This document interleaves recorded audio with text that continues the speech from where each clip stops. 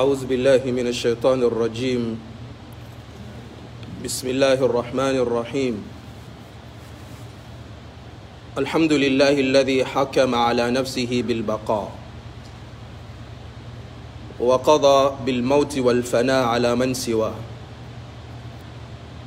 وأشهد أن لا إله إلا الله وحده لا شريك له قيوم السماوات والأراضين بعث نبيه محمد صلى الله عليه وآله وسلم رحمة للعالمين وأشهد أن محمدا صلى الله عليه وآله وسلم عبد الله ورسوله بلغ حقيقة رسالة ربه وأفضل الأمانة ونصح للأمة وجاهد لله حق جهاده حتى أتاه اليقين إخواني في الله وأخواتي في الإسلام أوصي نفسي وإياكم بتقوى الله عز وجل وبعدم إسيانه فلقد قال لي ولكم تلك الدار الآخرة نجعلها للذين لا يريدون علوا في الأرض ولا فسادا والعاقبة للمتقين. Brothers and sisters in Islam, we thank the Almighty Allah for giving us another opportunity to be here today. We thank Him for His mercies that He's bestowed upon us. We bear witness that there is no deity worthy of worship except the Almighty Allah. We also bear witness that the Prophet Muhammad sallallahu alayhi wa alihi wasallam is His servant and His messenger. Whosoever the Almighty Allah guides is really guided. And anybody who goes astray has nobody to blame but themselves. Today is a Friday which corresponds with the third day of Safar, 1443 years after the hijrah of the Prophet Muhammad sallallahu alayhi wa alihi wasallam, which also corresponds with the 10th day of September 2021. Last week, during the first khutbah, we spoke about an inevitable journey, which is death. And the reality of death is that you don't know when you are going to go. You don't know the time. You don't know the place. You don't know the circumstances. Death doesn't discriminate. It doesn't care about the skin of your color. Neither does it care about how much you make in a year. Death doesn't care whether you are old or you are young. It doesn't matter whether you are healthy or you are sick. There are a lot of people in the hospitals and the ICU, but they are alive. But those of us who are outside on the streets are the ones dying. It doesn't matter whether you are in intensive care units under oxygen or under a ventilator. that it's not a reason for dying. No. So don't put at the back of your mind that only those ones in the hospitals are the ones who are going to die. كم من عروس زينوها لزوجها وقد قبضت أرواحهم ليلة القدر. How many young people who feel that they have energy, they have strength, they have the power, they are planning for the next 50 years of their lives, not knowing their shroud, and their graves have already been dug. We are just waiting to send them to the grave after Asr or tomorrow morning. My brothers and sisters in Islam, let's be prepared for that journey. Last week, we spoke at length to the point of washing the body of a dead brother or a dead sister or a wife or a husband. Today we are going to go through the journey to the grave. From time to time, we need to have this kind of reminders to keep us in check and keep us in line. The dunya is a fleeting experience that some people, because of the virtue of whatever lifestyles that they enjoy, they forget that one day we will carry them on our shoulders and then send them to the grave. They forget that one day we will take off their beautiful clothing and then we will only wrap them in a small wrapper and then wash their bodies. There are people who wash themselves. There are people who, when they enter into the bathroom, they spend an hour or two in trying to dress up. They have a different shampoo for their hair. They have a different shampoo for their body. They have a different pomade for their faces. They have a different pomade for their hands. They have a different pomade for their feet. But don't forget that there is going to be one day, all these shampoo, all this pomade, all these perfumes will be put aside, and then we will use comfort for your body. Don't forget, one day will come where we'll have to push cotton wool in your nose and in your ears and in your mouth, because what is coming out of your nose and your mouth and your ear is very, very bad. It smells. After we wash you and wrap you up, La hawla wa la quwwata illa billahi al-aliyyil azim. We put you in a casket, or we put you on a stretcher. We put you on the shoulders of men. And those of us who carry people to their graves, إذا حملت إلى القبر جنازة فاعلم بأنك بعدها محمول. Those of us who carry people on our shoulder, anytime there is death in the community, we are in a hurry, we are helping, not in any bad way. No, we want to help. We want to cover up for our brother. So we put him on our shoulders to send him to the grave. Don't worry, if you carry someone to the grave today, tomorrow we will carry you to the grave. La shakka fi hadha. There is no doubt in this.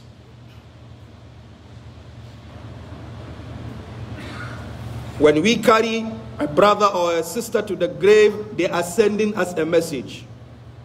Sometimes we think when we carry someone to the grave, we are sending the person to their final destination. No, they are rather showing us the road to our final destination.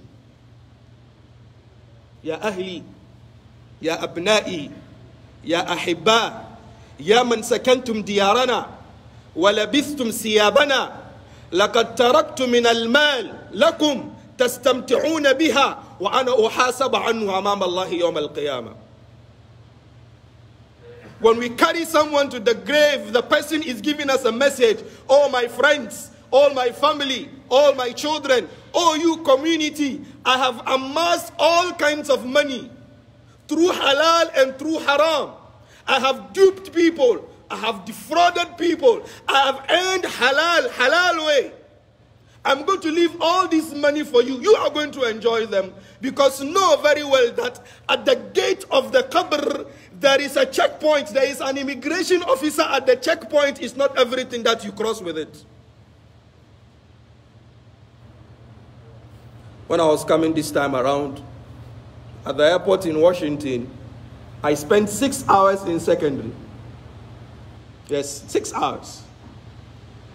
I arrived at the airport at 5 a.m. and I left the airport at 11 a.m. Some of the brothers from Afghanistan had come, so we were all together.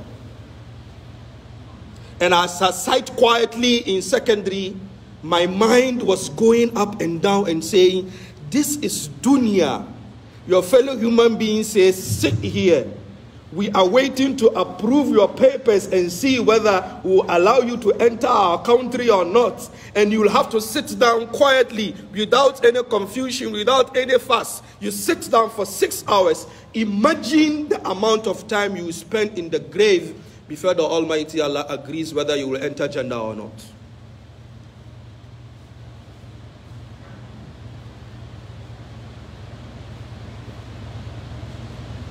La hawla wa la quwwata illa billahi al-aliyyil azim.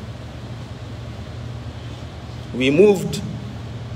When we get to the graveyard, all of us here have 3 groups of people who will follow you to the graveyard.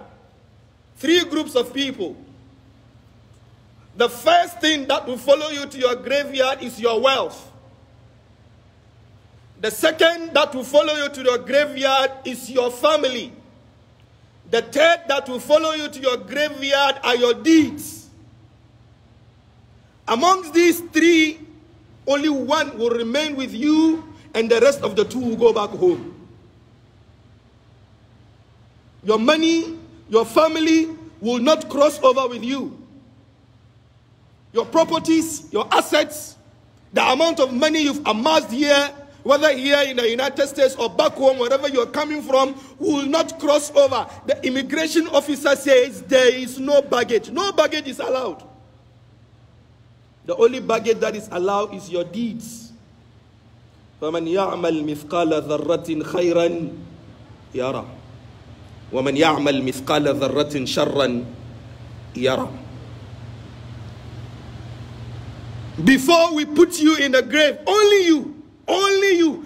No matter how much your wife loves you, no matter how much your kids love you, they won't join you there in the grave. No matter how they cry, oh, daddy is gone, la ilaha illallah, daddy will miss you, daddy will love you. When we put you in the grave, they will say, daddy, goodbye, safe journey. No matter how much your wife will cry, Salaam alaikum, she will cry and weep. My husband is gone. I love him. The moment we put you in the grave and then we come back home, she will ask us, where is my husband? Is he coming back with you?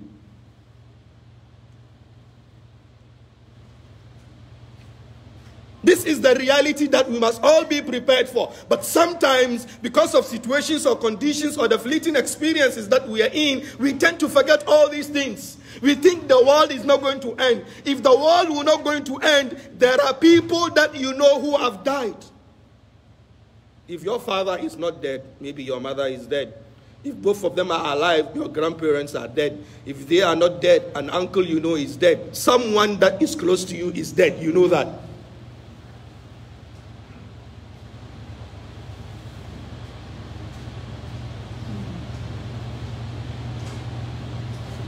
The qabr will speak to you. Ya ibn Adam, kharajta min al-turab wa udta ila al-turab. Kharajta min al-turab bila dhanbin wa udta ila al-turab wa kulluka dhunub. O son of Adam, you were created from the earth, and today you are being returned to the earth. The day you were created out of the earth, you were clean and pure and nice. But today that you are being returned to the earth, all of you is full of problems. What happened to you? The Almighty Allah will send you a message in the grave. Abdi, raja'u wa tarakuk, wa fi turabi dafanuk. لو ظلوا معك ما نفعوك ولم يبق لك إلا أنا وأنا الحي الذي لا يموت. Abdi, my servant, رجعوا وتركوك. They've put you here in this hole, in this 6 feet by 2 hole. This small, look at your bedroom. Look at your bedroom. Look at the bed that you sleep on. Your mattress is worth $1,000. Look at your room. The carpet in your room is very, very soft. If you walk on the carpet, your feet sinks in 1 inch. The kind of decoration you have in your room is a smart room. You open your door and then you only speak, lights on, and the lights are on. You want to sleep, you say lights off, and the lights go off. Air conditioner on, it goes on. Reduce the temperature, it comes down. That is how you live your life. And there's nothing haram in that. فَأَمَّا بِنِعْمَةِ رَبِّكَ فَحَدِّثْ. There's nothing wrong with that. But then, as you enjoy all these things, don't forget that the Almighty Allah, إِنَّ رَبَّكَ لَبِالْمِرْصَادِ. The Almighty Allah is waiting for all of us. أقول ما تسمعون واستغفر الله لي ولكم ولسائر المسلمين من كل ذنب فاستغفروه إنه هو الغفور الرحيم.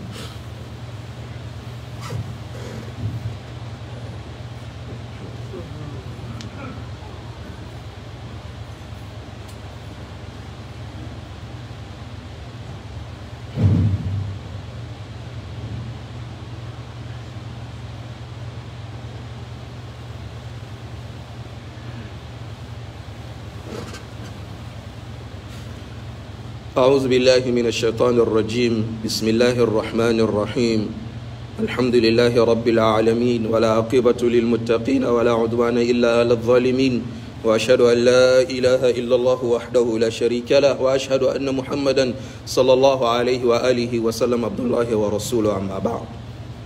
Brothers and sisters in Islam, the Prophet Muhammad صلى الله عليه وسلم says, اذكروا هادم اللذات الموت. Always remember the destroyer of all good things, the destroyer of all beautiful and nice things, and that is death. It will come, whether we like it or not. كل نفس ذائقة الموت. All of us, whether we are young or we are old. And the frightening thing of death this time is that it's we, the younger ones, who are dying more. And that's the reality.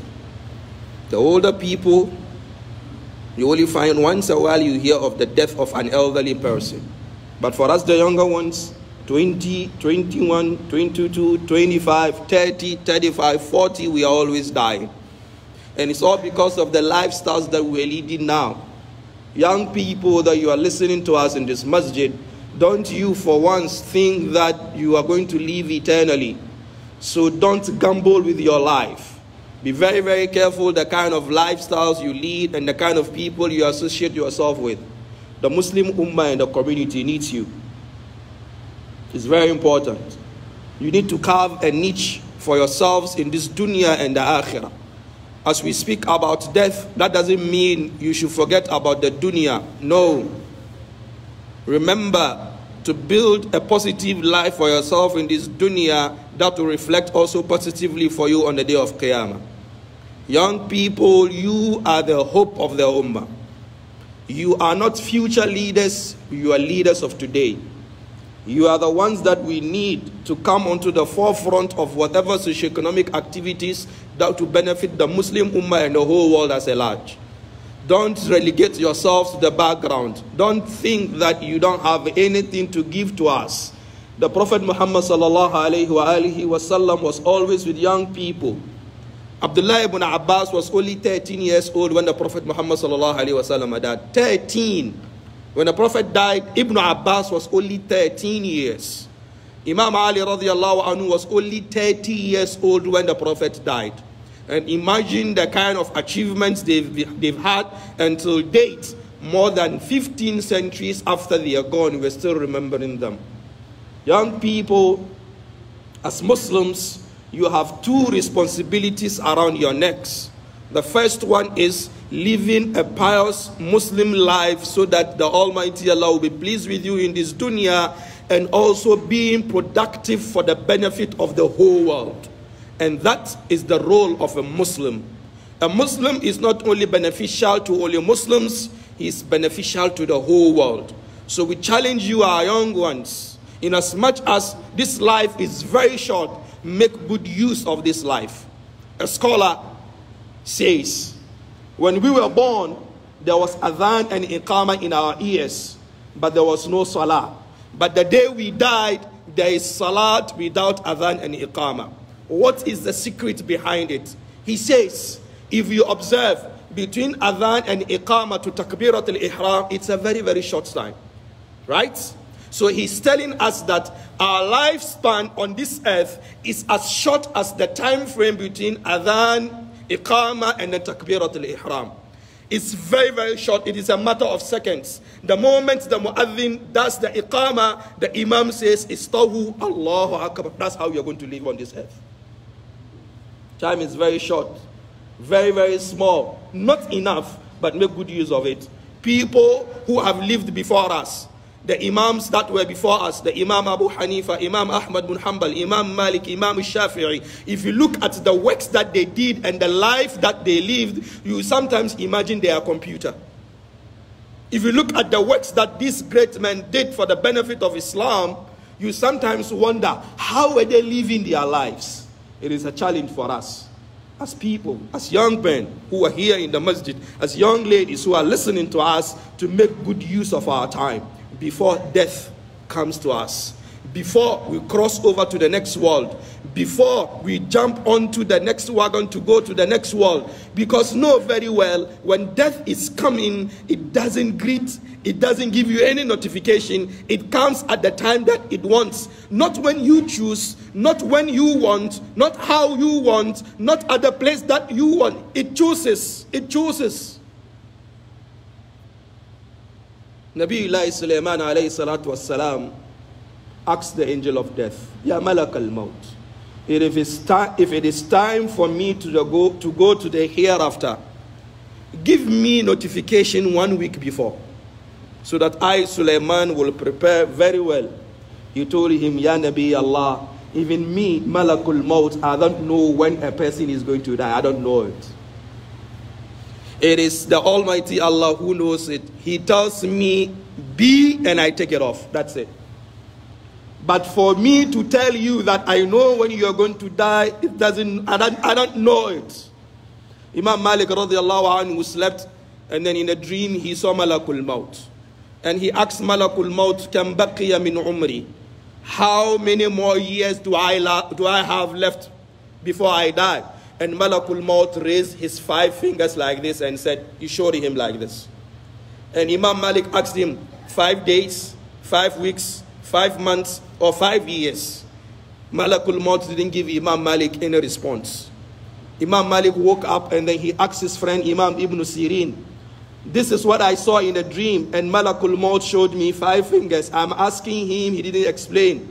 And then Ibn Sirin told him, you see the 5 fingers that Malakul Maut showed you? He's telling you that your question is amongst 5 things that nobody knows except the Almighty Allah. He said, what are those 5 things? He says, go to Surah Al-Luqman, the last verse. Inna Allaha indahu ilmu sa'a wa yunazzilu al-ghayf wa ya'lamu ma fil arham wa ma tadri nafsun ma'adha taksibu gada wa ma tadri nafsun bi ayyi ardin tamut inna Allaha alimun khabir. Inna Allaha indahu ilmu sa'a. The day of the Qiyamah, nobody knows except the Almighty Allah. وَيُنَزِّلُ الْغَيْثِ. It is only the Almighty Allah who sends rain down to the earth. Now science has advanced. We have meteorological department. They give us whatever notification and information. But the one who controls all that is who? Is Allah. وَيَعْلَمُ مَا فِي الْأَرْحَامِ. It is only the Almighty Allah who knows what is in the womb of our mothers. وَمَا تَدْرِي نَفْسٌ مَاذَا تَكْسِبُ غَدًا. Nobody knows what is going to happen tomorrow. Tomorrow, Saturday, nobody knows. You have your plans for tomorrow, but you don't know what is going to happen. وَمَا تَدْرِي نَفْسٌ بِأَيِّ أَرْضٍ تَمُوتُ. And then nobody knows where they are going to die. Nobody. Wallahi, nobody. I am here as a visitor.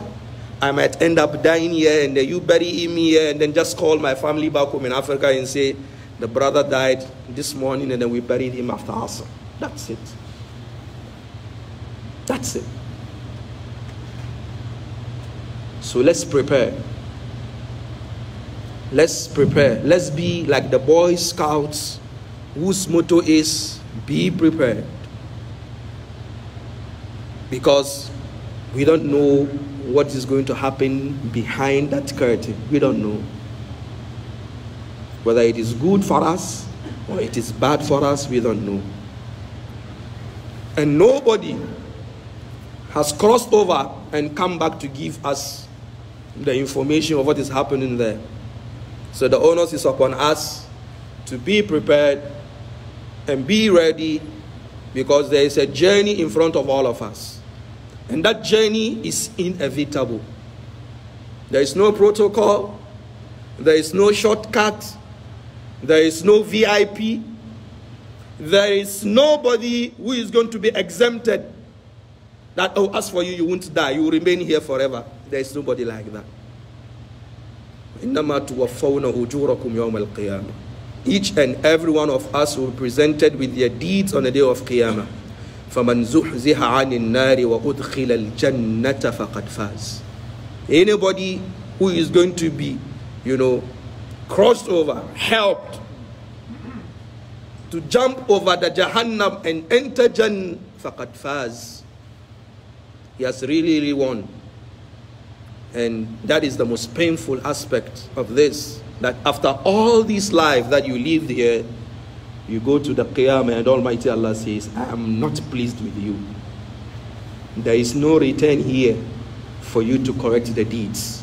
The last hadith we're going to speak about before we pray is اتق الله حيثما كنت وأتبع السيئة الحسنة تمحها وخالق الناس بخلق حسن.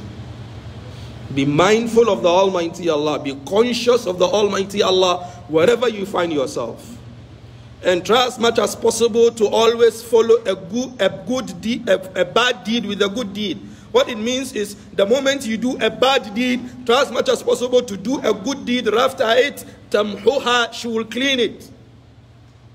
وَخَالِقِ النَّاسِ بِخُلِقٍ حَسَنٍ. And then have good manners for people. This is the life of a Muslim. When you do evil, you do a good deed to clean it up. And then you have positive manners for everybody. ربنا آتنا في الدنيا حسنة وفي الآخرة حسنة وقنا عذاب النار. ربنا لا تزغ قلوبنا بعد إذ هديتنا وهب لنا من لدنك رحمة إنك أنت الوهاب. ربنا إنك جامع الناس اليوم لا ريب فيه إن الله لا يخلف الميعاد. ربنا إننا سمعنا مناديا ينادي للإيمان أن آمنوا بربكم فآمنا. ربنا فاكتبنا مع الشاهدين. ربنا وآتنا ما وعدتنا على رسلك ولا تخزنا يوم القيامة إنك لا تخلف الميعاد. اللهم آمنا في أوطاننا وسائر بلاد المسلمين. اللهم آمنا في أوطاننا وسائر بلاد المسلمين برحمتك يا أرحم الراحمين يا رب العالمين. قوموا إلى صلاتكم يرحمكم الله.